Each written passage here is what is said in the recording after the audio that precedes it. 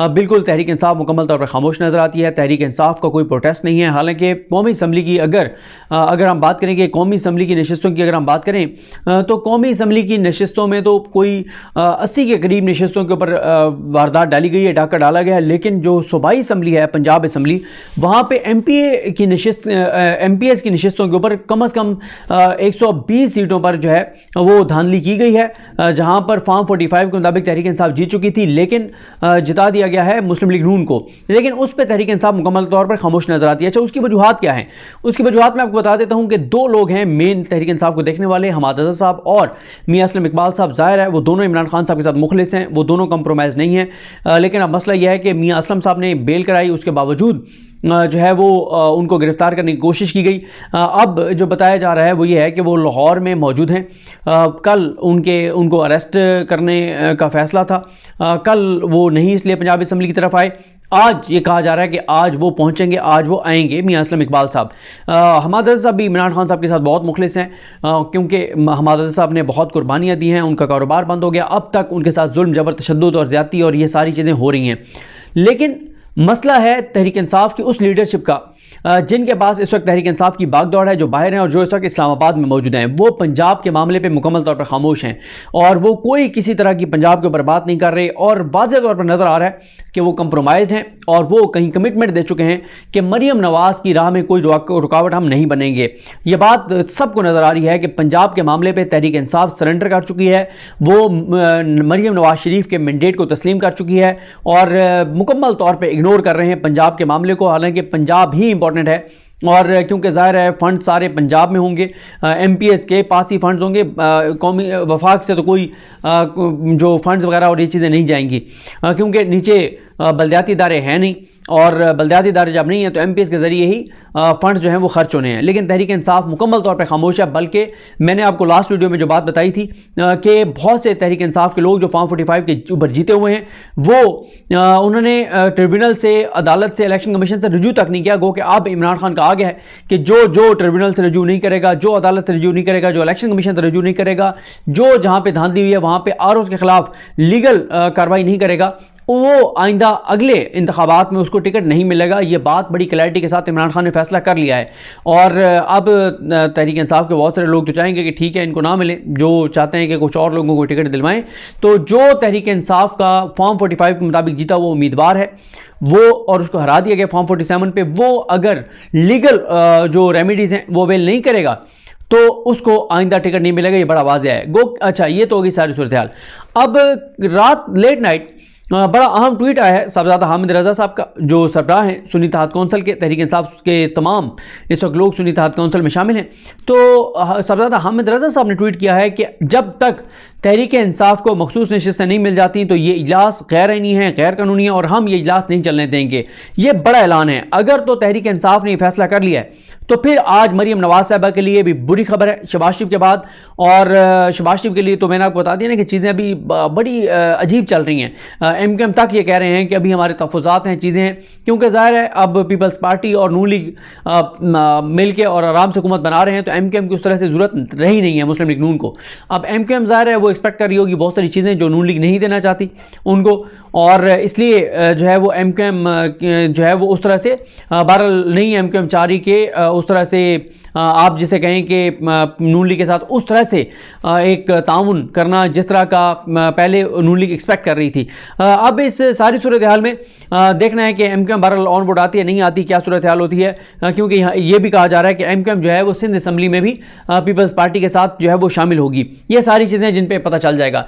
असल मामला है पंजाब का। पंजाब में आज क्योंकि स्पीकर डिप्टी स्पीकर के इंतखाब होने हैं, तो PTI को मखसूस नशिस्तें दी नहीं जा रही, और PTI की 25 से 30 मखसूस नशिस्तें बनती हैं। देखिए ये मखसूस नशिस्तें क्यों अहम हैं, क्योंकि मखसूस नशिस्तों पर तहरीक इंसाफ ने इस बार बहुत एग्रेसिव जो PTI की बड़ी नज़रियाती कारकुनान हैं उनको PTI ने पहुँचाने असम्बली में, और ये 20-25 जो ख़वातीन होंगी या जो अक़लियती नशिस्तों के ऊपर जो जिन लोगों को वो भेजेंगे, ये वो लोग होंगे जो सबसे ज़्यादा टफ टाइम देंगे। वैसे तो तहरीक इंसाफ के बहुत से लोग MPs ऐसे हैं जो पॉलिटिकल वर्कर्स हैं, पुराने पीटीआई के नजरियाती लोग हैं, एग्रेसिव लोग हैं, यंग हैं, लेकिन ये जो 20-25 खवातीन आएंगी और ख़ास तौर पे इनमें एक नाम मौजूद है सनम जावेद का। सनम जावेद जब असम्बली में मौजूद होंगी तो आप खुद अंदाज़ा लगाएं कि मरीम नवाज साहबा का असम्बली में मौजूद रहना मुमकिन नहीं है, और पूरी कोशिश मरीम नवाज साहबा की होगी कि सनम जावेद बिल्कुल भी असम्बली में ना आ पाएँ, क्योंकि पहले मरीम नवाज साहबा ने इस बात को यकीनी बनाया कि सनम जावेद अरेस्ट नहीं, कागजात नामजदगी उनके मुस्तरद हों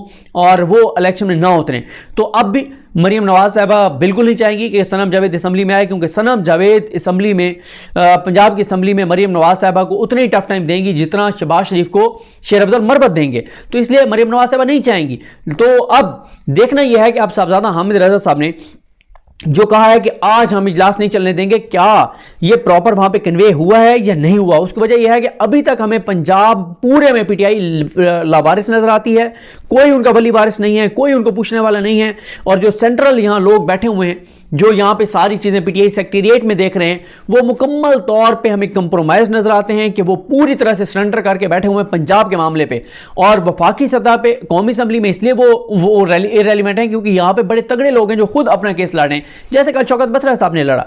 तो अब असल देखना होगा आज का दिन, क्योंकि देखें कल मियां नवाज शरीफ की तस्वीरें तमाम पीएमएलएन के लोग लेके आए हुए थे। इमरान खान की कोई एक आध जगह तस्वीर नजर आई, बाकी मैं इजलास को उस तरह से नहीं देख सका। एक आध तस्वीर नजर आई, वो भी शायद बुरे वाला या कहाँ से कोई एमपी थे, मैं सॉरी शायद वो डोगर साहब थे, कौन थे मुझे एग्जैक्ट नाम उनका याद नहीं है। उसके अलावा मैंने नहीं देखा कि कोई उस तरह से इमरान खान की तस्वीर लेके गया हो, इमरान खान की रिहाई का मुतालबा हुआ हो और सारी चीज़ें। जबकि हालत ये थी कि यहाँ पे पीडीएम जब अपोजिशन में थी, नून लीग जब अपोजिशन में थी, तो जो कश्मीर के हवाले से जिस दिन बात होनी थी उस दिन भी वो जो है बजाय मोदी की मजम्मत करने के उन्होंने पाकिस्तान के इदारों के खिलाफ नारे लगाए थे, प्लस बजाय इसके कि कश्मीर के शुहदा की तस्वीरें लाते वो अपने जो गिरफ्तार मुलजमान थे जो करप्शन लूट मार के केसेस में उनकी तस्वीरें लेकर आए हुए थे। तो ये देखना होगा कि तहरीक इंसाफ के लोग आज इमरान खान की तस्वीर लेके आते हैं नहीं आते, कितने अग्रेसिव होते हैं नहीं होते, क्योंकि इसलिए भी उनको दबाव बढ़ाना जरूरी है कि इलेक्शन कमीशन ने सोमवार को फैसला करना है मखसूस नशिस्तों पर। पीटीआई को ना वफाक में कौमी असम्बली में जो है वो मखसूस नशिस्तें दी गई हैं, ना पंजाब में दी गई हैं, ना केपीके में दी गई हैं। तो ये सारी सूरत हाल है, देखते हैं कि इस हवाले से क्या होता है। बाकी मियां नवाज शरीफ जो है वो मुकम्मल तौर पर गायब हैं, और बेटी जब उनकी एज एमपी हलफ उठा रही थी उसमें भी मियां साहब नहीं आए। और हालांकि बेटी मतलब अगर अपने वोटों से जीती होती तो मियां साहब जरूर आते, लेकिन उन्हें भी पता है कि जीत तो मैं शराफत गया था, मरीम साहबा को फॉर्म 47 पे जो है जिताया गया है, तो इसलिए वो मियां साहब नहीं आए। हमजा शहबाज जो है वो पंजाब असम्बली में अगर नहीं है तो इसका क्या इम्पैक्ट होगा, इस पर तो आने वाले जो है वो दिनों में बात करेंगे। बाकी अभी तक वफाकी सतह पे कौमी असम्बली में अभी तक नून लीग के अंदर के लोग कह रहे हैं कि हमें कौमी असम्बली में जो है वो हुकूमत नहीं लेनी चाहिए, लेकिन अगर ये कौमी असम्बली में हुकूमत नहीं लेंगे तो फिर पंजाब में भी मरीम नवाज साहबा की छुट्टी होगी, और ऐसा नहीं होगा। तहरीक इंसाफ का एक और हैरान को नजर आता है कि तहरीक इंसाफ ने जो इलेक्शन कमीशन ने 9 जजेस के नाम मांगे थे ट्रिब्यूनल्स के लिए पंजाब की नशिस्तों के ऊपर, लेकिन सिर्फ 2 जजेस के नाम दिए हैं चीफ जस्टिस अमीर भट्टी ने। आपको पता ही है कि वो भी एक अमीर भट्टी साहब किस तरह से फैसले करते हैं। तहरीक इंसाफ को ये चीज़ चैलेंज करनी चाहिए सुप्रीम कोर्ट में, लेकिन इसको भी तहरीक इंसाफ ने जो है वो चैलेंज नहीं किया, क्योंकि पंजाब के मामले पे सरेंडर कर चुकी है तहरीक इंसाफ की बाहर जो लीडरशिप है, और बहुत से लोगों की इमरान खान तक एक्सेस नहीं है, रसाई नहीं है कि वो इमरान खान को जाके ये बात बताएं कि जनाब ये हालात हैं पंजाब में, मुकम्मल तौर पे खामोशी है, कोई पार्टी ना वहाँ पे प्रोटेस्ट कर रही है, ना मरीम नवाज को टफ टाइम दे रही है, ना इमरान खान की तस्वीरें कोई वहाँ पे लहराने वाला है, ना इमरान खान का नाम ले वो कोई है।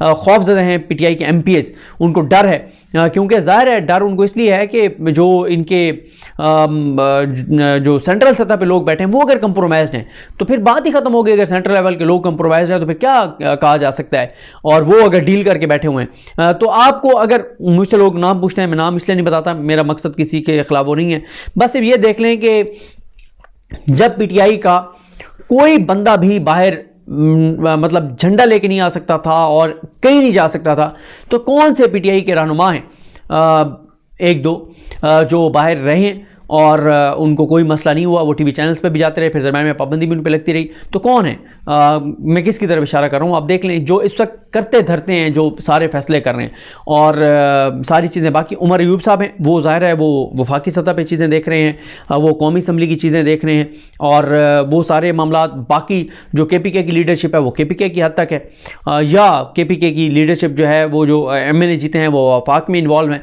पंजाब का कोई तहरीक इंसाफ का वली वारिस नहीं है। PTI के जो MPA जीते हुए हैं वो भी खौफजदा हैं, और जो जीत गए थे और उनको हरा दिया गया है फॉर्म 47 के तहत, वो भी खौफजदा हैं। कोई किसी तरह का हमें जोश, जज्बा, जुनून, एतमाद, कोई चीज़ PTI की पंजाब की हद तक नज़र नहीं आती। और वजह मैंने आपको बताया है कि सेंट्रल सतह पे 2-3 लोग जो कंप्रोमाइज़ हैं, जो सौदा कर चुके हैं, और वो इसकी वजह हैं। और कोई मुकम्मल तौर पे उन्होंने मरीम नवाज़ को रास्ता दे दिया कि आराम से मरीम नवाज़ वज़ीर आला पंजाब बन जाए। लेकिन अब साहबजादा हामिद रज़ा साहब ने जो ट्वीट किया है, देखना होगा आज उस पर क्या होता है। मैं इतना होपफुल नहीं हूँ कि कुछ होगा, क्योंकि जब सेंट्रल लीडरशिप ही कंप्रोमाइज़ है तो फिर क्या होना है। बहरहाल देख लेते हैं। मुझे अपनी दुआ में याद रखें। हम सबका हामी नासरुख। अल्लाह हाफ़िज़।